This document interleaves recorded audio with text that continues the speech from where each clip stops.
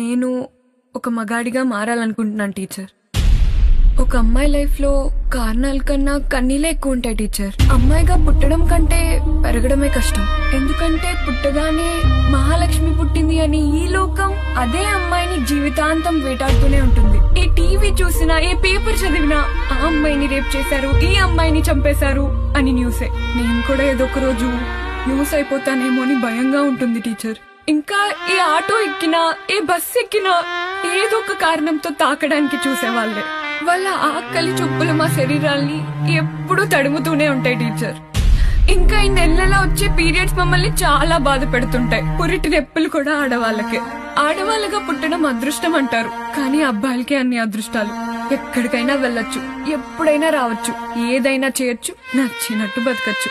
అందుకే టీచర్ నేను మగాడిగా మారాలనుకుంటున్నాను.